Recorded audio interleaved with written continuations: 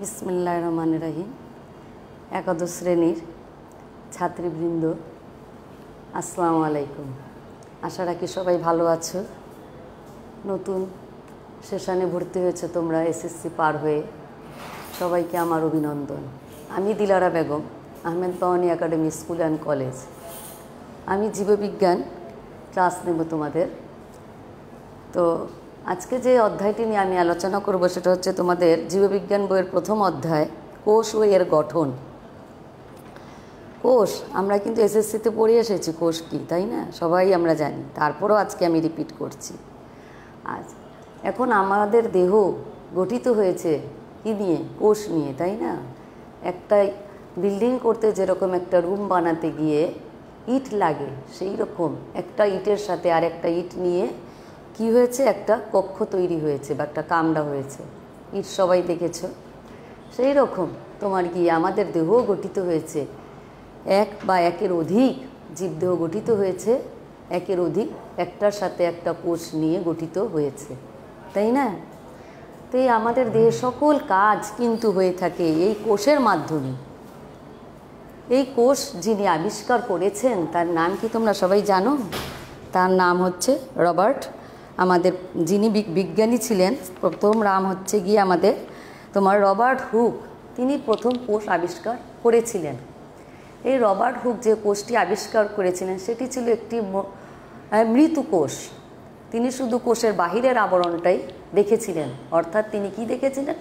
কতগুলি মৌচাকের মতো প্রকোষ্ঠ একটার সাথে একটা লাগানো ছিল, কিন্তু কোষের আভ্যন্তরীণ কিছুই তিনি তেমন দেখতে পান নাই। এই যে মৌচাকের মতো প্রকোষ্ঠগুলো দেখতে পেয়েছিলেন, তিনি এর নাম দিয়েছিলেন সেল। এখন সেল কথাটি কেন এসেছে? সেল কথাটি এসেছে যে তোমার জেলখানার কয়েদিরা কি থাকে, একটা ছোট ছোট প্রকোষ্ঠের মধ্যে ওদের রাখা হয়, এই প্রকোষ্ঠগুলোকে বলা হয় সেল। এই সেল কথাটা কিন্তু সেখান থেকেই এসেছে, এই মৌচাকের মতো প্রকোষ্ঠের মতো এই প্রকোষ্ঠগুলো ছিল। তো যাই হোক, যে তারপর ক্রমাগত অনেক বিজ্ঞানী এরপর কোষ নিয়ে তোমার গিয়ে আলোচনা করেছেন, অনেক কোষ নিয়ে আবিষ্কার করেছেন। তারপর বিজ্ঞানী লিউয়েন হুক সর্বশেষে জীবন্ত কোষ আবিষ্কার করেছিলেন, বেন্ডা আবিষ্কার করেছেন। আচ্ছা, এই কোষগুলো জীববিজ্ঞানের একটি শাখায় আলোচনা করা হয়। যে শাখায় কোষ আলোচনা করা হয় তাকে বলা হয় তোমার গিয়ে কোষবিদ্যা, বা ইংরেজিতে বলা হয় সাইটোলজি। এই সাইটোলজি কথাটি তোমার গিয়ে জনক হচ্ছেন সিপি সনসন। আচ্ছা, এখন আমার কথা হচ্ছে তোমরা কোষ কাকে বলে সবাই জানো। কোষ হলো জীবদের গঠন ও কাজের এককে আমরা কোষ বলে থাকি, তাই না? আমরা এটা 9-10-এ পড়ে এসেছি। তো আজকেও আমি সেটাই তোমাদের আলোচনা করব, যে এই কথাটাই পুনরাবৃত্তি করছি যে কোষ হচ্ছে জীবদের গঠন ও কাজের একক। এখন এর একটি সুন্দর সংজ্ঞাও আছে, তোমরা তোমাদের বইটাতে দেখবে। তো যাই হোক, কোষ হলো জৈবিক কার্যকলাপের একক, যা একটি অর্ধবেদ্য ঝিল্লি দ্বারা পরিবেষ্টিত থাকে এবং যা অন্য কোনো সজীব মাধ্যম ছাড়াই আত্মপ্রজননে সক্ষম। অর্থাৎ কোনো সজীব মাধ্যম ছাড়াই কোষ কী হতে পারে? আরেকটি কোষ তার মতোই তৈরি করতে পারে। আচ্ছা, তো এই যে কোষ অর্থাৎ জীবদের গঠন ও কাজ, এই কোষ কিভাবে সৃষ্টি হয় তারও কিছু বৈশিষ্ট্য আছে। একটি কোষ তার পূর্ববর্তী কোষ থেকে সৃষ্ট হয় এবং এরা তোমার গিয়ে প্রজননশীল। আচ্ছা, প্রতিটি কোষ সুনিয়ন্ত্রিতভাবে বেড়ে উঠতে পারে এবং পরিবেশের উত্তেজনায় কোষ কী দিতে পারে? সাড়া দিতে পারে। আর কি করতে পারে? তোমার গিয়ে বিভিন্ন কারণে, মনে করো কোষ মরেও যেতে পারে। যেমন মরে যেতে পারে কী কী কারণে? পুষ্টির অভাব হলে, দেহের ভিতরে কোনো বিষাক্ত পদার্থ প্রবেশ করলে, অথবা জিনগত পরিবর্তন বা নিয়ন্ত্রণের কারণেও কোষের মৃত্যু হতে পারে। এভাবে আমরা দেখতে পাচ্ছি যে জৈবিক কাজ সম্পাদনের জন্য কোষ তার অভ্যন্তরে হেমিওস্ট্যাটিক অবস্থা বজায় রাখতে পারে। এই যে কোষ এর বৈশিষ্ট্যগুলো পড়লাম, এগুলো তোমরা একটু ভালো করে পড়ে নিও। আচ্ছা, এবার আমরা এই যে ছবি দেখো, এখানে আমি দুটো কোষ দিয়েছি। একটা হচ্ছে আমার ইলেকট্রন মাইক্রোস্কোপের নিচে তোমার রয়েছে একটি আদর্শ উদ্ভিদ কোষ, আর একটি হচ্ছে আদর্শ প্রাণী কোষ। তার মানে কি কোষ, সব কোষ একই রকম নয়।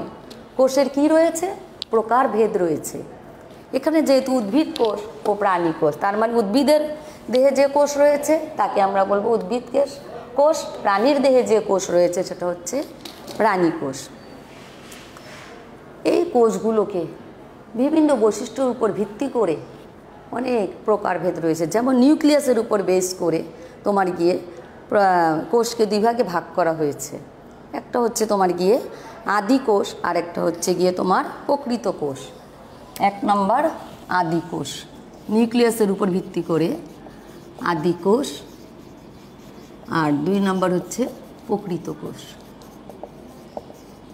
আচ্ছা, আদি কোষ কাদেরকে বলে? আদি কোষ আমরা সাধারণত জানি যে তোমরা 7-8-এ পড়ে এসেছো, ভাইরাস ব্যাকটেরিয়া অর্থাৎ নিম্ন শ্রেণীর উদ্ভিদের মধ্যে বা প্রাণীর মধ্যে যে কোষ দ্বারা দেহ গঠিত সেগুলি হচ্ছে আদি কোষ। কেন এগুলো আদি কোষ? আদি কোষের কারণ হচ্ছে এদের নিউক্লিয়াস সুগঠিত নয়।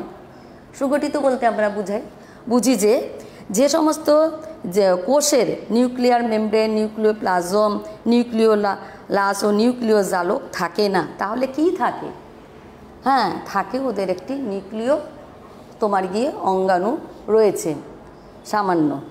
আচ্ছা, এই সমস্ত কোষের আবরণ বেষ্টিত কোনো অঙ্গাণু থাকে না। আবরণ বেষ্টিত অঙ্গাণুগুলো হচ্ছে মাইটোকন্ড্রিয়া, গলজি বডি, লাইজোজোম, অর্থাৎ এগুলো আবরণ দিয়ে ঘেরা থাকে, ইত্যাদি অঙ্গাণুও থাকে না।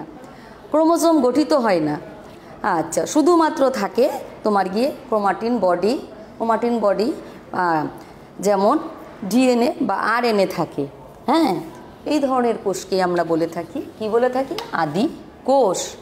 আচ্ছা, এই আদি কোষ, তাহলে আদি কোষ তোমার গিয়ে ব্যাকটেরিয়া, এবং আমরা ভাইরাসে দেখতে পাবো ব্যাকটেরিয়া, তারপর কিছু শৈবালেও আমরা দেখতে পাবো আদি কোষ। আচ্ছা, এখন আমার প্রকৃত কোষ বলতে আমি কি বুঝি? প্রকৃত কোষ হচ্ছে উন্নত জীব, যেমন মানুষ, গরু, ছাগল, এরা সব উন্নত জীব। এই উন্নত জীবের মধ্যে তোমার গিয়ে যে কোষ দেখা যায় সেগুলো বেশিরভাগ কি হচ্ছে গিয়ে প্রকৃত কোষ। এই প্রকৃত কোষের মধ্যে তোমার নিউক্লিয়ার যে বস্তুগুলো রয়েছে, নিউক্লিয়াস সুগঠিত, অর্থাৎ নিউক্লিয়ার আবরণী, নিউক্লিওপ্লাজম, নিউক্লিওলাস, তারপরে গিয়ে নিউক্লিয় জালক উপস্থিত রয়েছে। আর কি রয়েছে? ওই যে বলেছি আবরণযুক্ত, আবরণী বিশিষ্ট যে অঙ্গাণুগুলো, যেমন মাইটোকন্ড্রিয়া, লাইজোজোম, তারপরে তোমার গিয়ে গলজি বডি ইত্যাদি থাকে, তাদেরকে আমরা বলবো প্রকৃত কোষ বা তোমার গিয়ে সুকেন্দ্রিক কোষ বলে থাকি। তোমাদের পরীক্ষায় আসতে পারে যে আদি কোষ এবং প্রকৃত কোষের মধ্যে পার্থক্য কি, এই দুটো তোমরা একটু পড়ে নিও। আচ্ছা, তো আমি এগুলা ডিটেলস তোমরা কিছুটা জানো, আমি জাস্ট একটু রিপিট করেছি যে এই আদি কোষ, প্রকৃত কোষ। এরপর আমরা জানি শারীরবৃত্তীয় কাজের ভিত্তির উপরে আবার কোষকে 2 ভাগে ভাগ করা হয়েছে।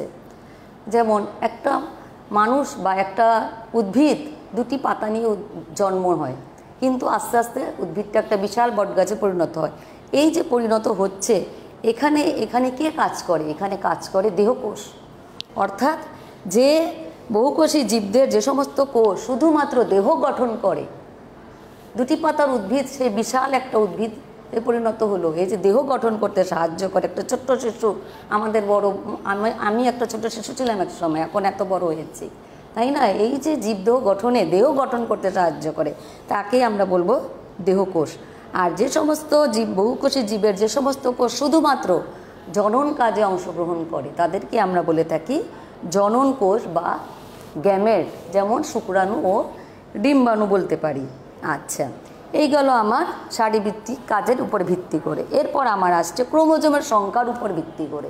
ক্রোমোজোমের সংখ্যার উপর ভিত্তি করে কোষকে 2 ভাগে ভাগ করা হয়েছে। একটা হলো হ্যাপ্লয়েড কোষ। আচ্ছা, যে সমস্ত ক্রোমোজোমের সংখ্যা হচ্ছে n সংখ্যক তাদেরকে আমরা বলে থাকি হ্যাপ্লয়েড কোষ। আচ্ছা, আর যে সমস্ত কোষের ক্রোমোজোমধারী কোষগুলো 2n সংখ্যক হবে ক্রোমোজোমের সংখ্যা, তাকে আমরা বলবো ডিপ্লয়েড কোষ। আচ্ছা, হ্যাপ্লয়েড গেল, ডিপ্লয়েড গেল, এটা হলো ক্রোমোজোমের সংখ্যার ভিত্তিতে। তারপর আমি আসছি তোমার গিয়ে জীবদেহের উপস্থিতির উপর ভিত্তি করে। উপস্থিতি যেমন প্রাণী কোষে প্রাণীকোষে থাকবে প্রাণীকোষ, প্রাণীকোষে কোনো উদ্ভিদ কোষ থাকবে না। আবার উদ্ভিদ কোষে শুধুমাত্র থাকবে উদ্ভিদ কোষ। তার মানে দুটো কোষের মধ্যে পার্থক্য রয়েছে। এখন এই উদ্ভিদ কোষ প্রাণী কোষের পার্থক্য তোমরা ক্লাস 9-10-এ পড়ে এসেছো, আমি আর ওদিকটা যাব না, তোমরা এটা পড়ে নিও। আজকে আমি কোষের বিভিন্ন অঙ্গাণু নিয়ে একটু দেখাচ্ছি তোমাদেরকে। এখানে দেখো একটা কোষ, কোষের ভিতরে তোমার এখানে কোষ প্রাচীর থাকে, উদ্ভিদ কোষের কোষ প্রাচীর, তারপরে প্লাজমা মেমব্রেন, এর ভিতরে যে সাদা অংশটা আমরা দেখতে পাচ্ছি এই অংশটা হচ্ছে সাইটোপ্লাজম। এই সাইটোপ্লাজমের মধ্যে বিভিন্ন অঙ্গাণু রয়েছে এবং কোষের একপাশে রয়েছে উদ্ভিদ কোষের নিউক্লিয়াস, মাঝখানে কোষ গহ্বর, আর রয়েছে উদ্ভিদ কোষের আরেকটা বৈশিষ্ট্য হচ্ছে ক্লোরোপ্লাস্ট আর কোষ প্রাচীর, এবং রয়েছে মাইটোকন্ড্রিয়ন, রাইবোজোম, মাইক্রোটিউবিউলস। এই হচ্ছে আমার তোমার একটি উদ্ভিদ কোষের, আদর্শ উদ্ভিদ কোষের চিত্র। আরেকটা কোষ পাশাপাশি দেওয়া আছে, আদর্শ প্রাণী কোষ। প্রাণী কোষের মধ্যে দেখো কোষ গহ্বর দেখা যাচ্ছে না এবং থাকলেও খুবই ছোট, আর নিউক্লিয়াসটা কোষের ঠিক মাঝখানে অবস্থিত, আর এখানে নিউক্লিয়াসটা ছিল উদ্ভিদ কোষের এক পাশে। আচ্ছা, এখানে তোমার গিয়েছিল ক্লোরোপ্লাস্ট, কিন্তু এখানে আমরা কোনো ক্লোরোপ্লাস্ট দেখতে পাচ্ছি না, দেখতে পাচ্ছি মাইটোকন্ড্রিয়া, দেখতে পাচ্ছি আমরা সেন্ট্রোজোম আর গলজি বডি, লাইজোজোম আর পিনোসাইটিক ভেসিকল রয়েছে, সাইটোজোম, তোর ভিতরে এই অঙ্গাণুগুলো রয়েছে। এই এতগুলো অঙ্গাণুর মধ্যে আমাদের এই চ্যাপ্টারটা কিন্তু বেশ বড়, প্রতিটা অঙ্গাণু নিয়ে আমাদের আলোচনা করতে হবে। তো আজকে আমি তোমাদের যে অঙ্গাণুটা পড়াবো সেটা হচ্ছে দুইটা কোষের মধ্যেই আছে আমাদের। এই দুইটা কোষের মধ্যে আমরা দেখতে পাচ্ছি এমন একটি অঙ্গাণু যেটা দুইটা কোষেই রয়েছে, উদ্ভিদ কোষেও রয়েছে, প্রাণী কোষেও রয়েছে, সেটা হচ্ছে মাইটোকন্ড্রিয়ন। এই মাইটোকন্ড্রিয়ন যখন এক বচনে বলা হয় মাইটোকন্ড্রিয়ন আর বহু বচনে বলা হয় মাইটোকন্ড্রিয়া। আচ্ছা, তো আমরা আজকে আলোচনা করব মাইটোকন্ড্রিয়া নিয়ে।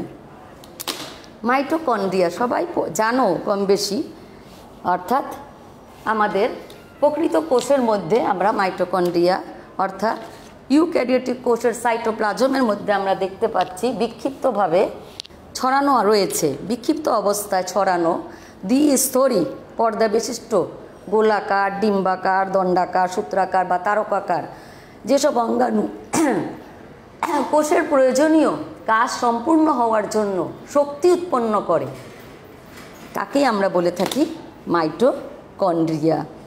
এই মাইটোকন্ড্রিয়া এই অঙ্গাণুটিতে তোমার গিয়ে শোষণ প্রক্রিয়ার 4টি ধাপ তোমরা পড়ে এসেছো, গ্লাইকোলাইসিস, ক্রেবস চক্র, তারপর ফ্যাটি অ্যাসিড চক্র, ইলেকট্রন ট্রান্সপোর্ট সিস্টেম। এই 4টা চক্রের মধ্যে একটা চক্র গ্লাইকোলাইসিস বাদে এই 3টা চক্রই ঘটে থাকে কোথায়? এই মাইটোকন্ড্রিয়ার ভিতরে।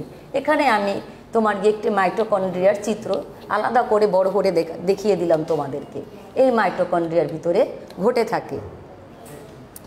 আচ্ছা, এই মাইটোকন্ড্রিয়াকে বাংলায় বলা হয় শক্তি ঘর বা পাওয়ার হাউস। কেন বলা হয়? অর্থাৎ শোষণ প্রক্রিয়ার ফলে শক্তি উৎপন্ন করে এখানে উৎপন্ন হয়, সেই জন্য একে বলা হয় তোমার গিয়ে শক্তিঘর বা পাওয়ার হাউস। মাইটোকন্ড্রিয়া শব্দটির গ্রিক যে অর্থ হচ্ছে গিয়ে মাইটোস, এই মাইটোস অর্থ হচ্ছে সুতা আর কন্ড্রিয়ন শব্দ হচ্ছে দানা। এই দুটো শব্দ নিয়েই মাইটোকন্ড্রিয়া গঠিত হয়েছে। মাইটোকন্ড্রিয়া বিজ্ঞানী কলিকার মাইটোকন্ড্রিয়া পতঙ্গের পেশিকোষে সর্বপ্রথম তিনি আবিষ্কার করেছিলেন। আচ্ছা, এরপর আবিষ্কার করেছিলেন বেন্ডার এর নামকরণ করেছিলেন তোমার গিয়ে মাইটোকন্ড্রিয়া, অর্থাৎ বেন্ডার প্রথম নামকরণ করেন তোমার গিয়ে মাইটোকন্ড্রিয়া। আচ্ছা, এছাড়া এদের আরও কিছু নাম হয়েছে, শোষণের সাথে এরা সম্পর্ক রয়েছে এদের, এরা কন্ড্রিওজোম বা প্লাজমোজোম নামেও পরিচিত। মাইটোকন্ড্রিয়া কিভাবে উৎপত্তি হয়েছে? মাইটোকন্ড্রিয়া উৎপত্তি হয়েছে প্লাজমা মেমব্রেন, একটা কোষের প্লাজমা মেমব্রেন এবং নিউক্লিয়ার মেমব্রেন থেকে এদের উৎপত্তি হয়েছে। এরা কোষ বিভাজন তোমরা পড়ে এসেছো, কোষ বিভাজন মাইটোসিস মিওসিস, এই কোষ বিভাজনের মাধ্যমে ওদের সংখ্যা বৃদ্ধি পায়। আবার একটা মাইটোকন্ড্রিয়া থেকেও কিন্তু আরেকটা মাইটোকন্ড্রিয়ার সৃষ্টি হয়। এদেরকে আদিকোষ অর্থাৎ আদিকোষ এবং স্তন্যপ্রাণী, এই যে আদিকোষের কথা বললাম যাদের নিউক্লিয়াস সুগঠিত নয়, এই আদিকোষ এবং তোমার গিয়ে লোহিত রক্তের লোহিত কণিকার মধ্যে, স্তন্যপায়ী প্রাণীদের লোহিত কণিকার মধ্যে কোনো মাইটোকন্ড্রিয়া থাকে না। আর এরা কোথায় থাকে? অর্থাৎ এরা প্রকৃত কোষের সাইটোপ্লাজমে বিক্ষিপ্তভাবে ছড়ানো থাকে।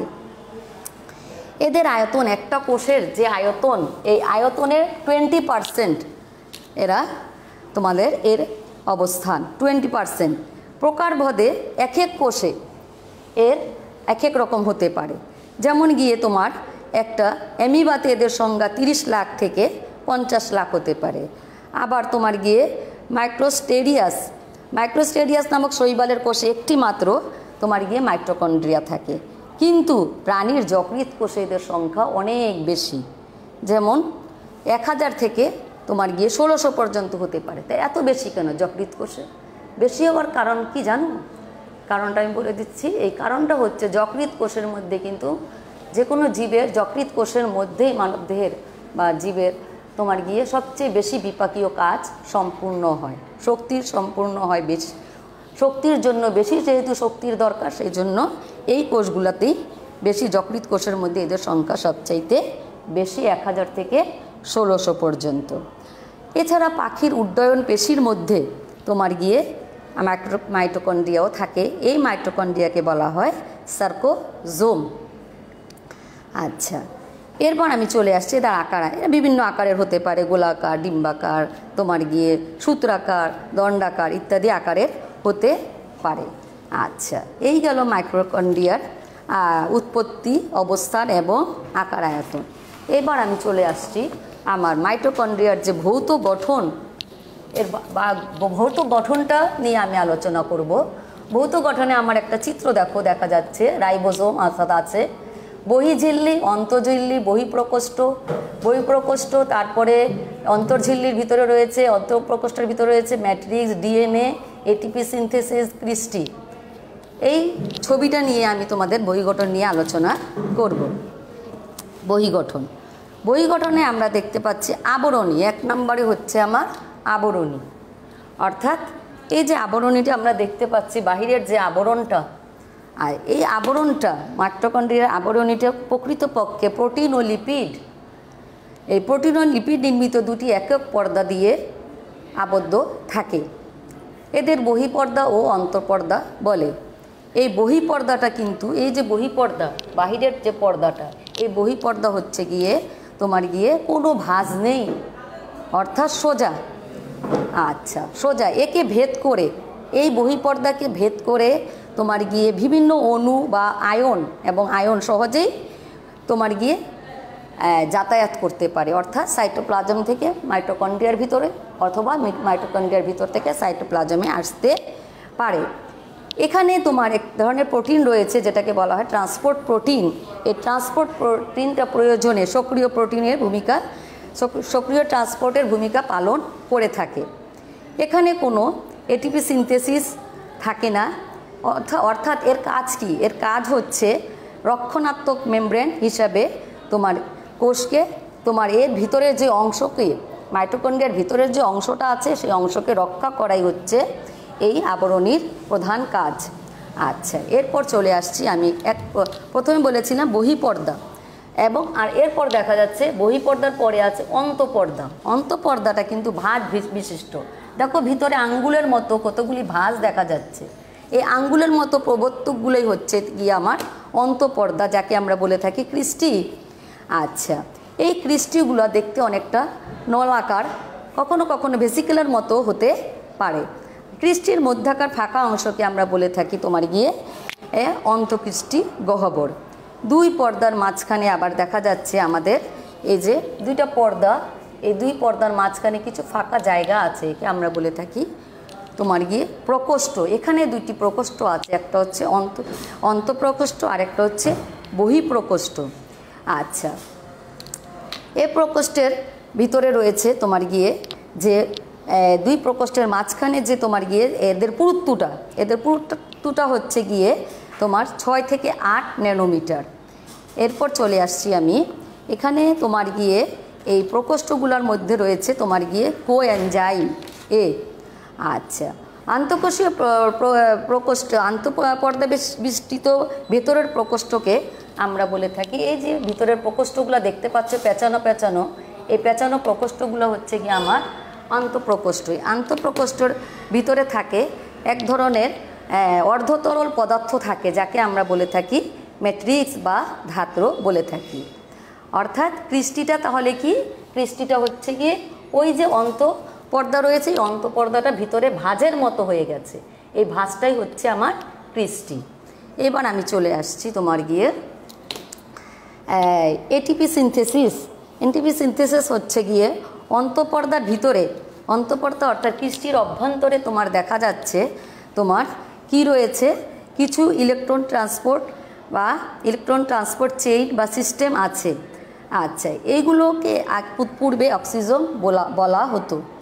এই জন্য এই অক্সিজেনের কাজ হচ্ছে গিয়ে এটিপি সংশ্লেষণ করা, অর্থাৎ তোমার গিয়ে এটিপি এইজের সাথে এটিপি এইজ তোমার গিয়ে এটিপি তৈরি করতে সাহায্য করে থাকে। অর্থাৎ যেখান থেকে আমরা শক্তি পাচ্ছি, এটিপি তো আমাদের শক্তি, এই শক্তিটা তৈরি করে কোথায়, এই এটিপি সিনথেসিস। এই এটিপি সিনথেসিসটা তাহলে কোথায় থাকে, আমার কি এই তোমার মাইটোকন্ড্রিয়ার অন্তঃপর্দার ভিতরে থাকে। পূর্বে এদেরকে এটিপি সিনথেসিসকে বলা হতো অক্সিজোম। আচ্ছা, এই অক্সিজোমগুলো বৃন্তকও হতে পারে, আবার অবৃন্তকও হতে পারে। দেখো একটা বৃন্তক, এই যে এখানে দেখো এই অক্সিজোমগুলো দেখা যাচ্ছে বৃন্তক, এখানে একটা বৃন্তকের ছবি হচ্ছে, ভিত্তি থাকবে, বৃন্ত থাকবে আর মস্তক থাকবে। আচ্ছা, এরপর আমি চলে আসছি তোমার মাইটোকন্ড্রিয়ার ডিএনএ। মাইটোকন্ড্রিয়ার ডিএনএ, আচ্ছা এতদিন আমরা জানতাম শুধু ক্রোমোজোমে ডিএনএ, কিন্তু এখন আমরা জানলাম যে মাইটোকন্ড্রিয়ার ভিতরেও ডিএনএ রয়েছে। এই ডিএনএগুলা তোমার গিয়ে অনেকটা আদি কোষের ডিএনএ যেরকম, ঠিক সেই রকম। অর্থাৎ মাইটোকন্ড্রিয়ার ডিএনএ নিজের মতোই আরেকটা মাইটোকন্ড্রিয়া তৈরি করতে পারে। সেই জন্য মাইটোকন্ড্রিয়া ডিএনএর থাকার কারণে মাইটোকন্ড্রিয়াকে বলা হয় তোমার গিয়ে স্বপ্রজননশীল। এই প্রশ্নটা তোমাদের আসে, মাইটোকন্ড্রিয়াকে কেন স্বপ্রজননশীল বলা হয়। মানুষের মাইটোকন্ড্রিয়া ডিএনএতে রয়েছে 37টি জিন। এরপর আমি চলে আসছি আমাদের আরেকটা ভৌত গঠনের মধ্যে রয়েছে রাইবোজোম। এই যে আমরা দেখতে পাচ্ছি মাইটোকন্ড্রিয়ার মধ্যে রয়েছে, উপরের দিকে দেখো রাইবোজোম। তোমাদের বইয়ের চিত্রটার সাথে মিলিয়ে নাও আমার চিত্রটা। এই রাইবোজোম, মাইটোকন্ড্রিয়ার রাইবোজোম 70S প্রকৃতি, যা ব্যাকটেরিয়া রাইবোজোমের সঙ্গে তুলনা করা যায়। এতে বিভিন্ন ধরনের এনজাইম সংশ্লেষিত হয়। আচ্ছা, এরপর রয়েছে, এই গেল আমার ভৌত গঠন। অর্থাৎ ভৌত গঠনে আমরা দেখতে পাচ্ছি কি আবরণী, কৃষ্টি, প্রকোষ্ঠ, এটিপি সিনথেসিস, মাইটোকন্ড্রিয়া ডিএনএ এবং রাইবোজোম। এরপর চলো রাসায়নিক গঠন, এটা গেল ভৌত গঠন। এরপর আমি আসছি মাইটোকন্ড্রিয়ার রাসায়নিক গঠন। রাসায়নিক গঠনের মধ্যে একটি মাইটোকন্ড্রিয়নের শুষ্ক ওজনের প্রায় 65% হচ্ছে প্রোটিন এবং 29% হচ্ছে গ্লিসারাইড, প্রায় 4% লেসিথিন ও সেফালিন এবং 2% কোলেস্টেরলের। আচ্ছা, মাইটোকন্ড্রিয়ার অন্তঃপর্দায় কার্ডিওলিপিড নামে এক বিশেষ ধরনের ফসফোলিপিডও থাকে। এবার চলো, এই যে মাইটোকন্ড্রিয়ার কথা এতক্ষণ বললাম, ভৌত গঠন, রাসায়নিক গঠন, এখন মাইটোকন্ড্রিয়া আমাদের কোষের কি কি কাজ করে সেই নিয়ে আমি একটু আলোচনা করব। মাইটোকন্ড্রিয়ার কাজ, মাইটোকন্ড্রিয়া কি কাজ করে একটু আগে বলেছি, শক্তি উৎপাদন করে, কোষের যাবতীয় কাজ সম্পূর্ণ হওয়ার জন্য নিয়ন্ত্রণ করে, শোষণ ও প্রোটিন সংশ্লেষণের জন্য প্রয়োজনীয় এনজাইম, কোএনজাইম ধারণ করে। গ্লাইকোলাইসিস ছাড়া শোষণের 4টি পর্যায়, গ্লাইকোলাইসিস ছাড়া শোষণের বিভিন্ন পর্যায়ে যেমন ক্রেবস চক্র, ইলেকট্রন ট্রান্সপোর্ট সিস্টেম ও অক্সিডেটিভ ফসফোরাইলেশন সম্পূর্ণ করে। এডিপি থেকে এটিপি তৈরি করতে সাহায্য করে থাকে। মাইটোকন্ড্রিয়াতে বিভিন্ন ধরনের ক্যাটায়ন যেমন ক্যালসিয়াম, সালফার, ফেরাস, ম্যাঙ্গানিজ ইত্যাদি সঞ্চিত থাকে। এরা নিজস্ব ডিএনএ ও আরএনএ সংশ্লেষণ করতে পারে। ব্রেন্ডা বিজ্ঞানী বলেছেন এরা বংশগতিতেও ভূমিকা রাখে। এরা ডিম্বাণু ও শুক্রাণু গঠনে সাহায্য করে এবং শুক্রাণুর চলনেও সাহায্য করে। স্নেহ বা লিপিড বিপাকে এরা সাহায্য করে। এরা কোষে লৌহ ও স্টেরয়েড পদার্থের জৈব সংশ্লেষণ ঘটায়। কোষের পূর্ব নির্ধারিত মৃত্যু নিয়ন্ত্রণে এরা তোমার গিয়ে একটি বিশেষ ভূমিকা পালন করে থাকে। অনেক সময় মাইটোকন্ড্রিয়া রক্তকণিকা ও হরমোন উৎপাদনে সাহায্য করে। যেহেতু এদের দেহে ডিএনএ আছে, সেই জন্য এরা তোমার গিয়ে সাইটোপ্লাজমিক ইনহেরিটেন্স এ সাহায্য করে। এছাড়া এরা ক্যালসিয়াম, পটাশিয়াম প্রভৃতি পদার্থের সক্রিয় পরিবহনে সাহায্য করে।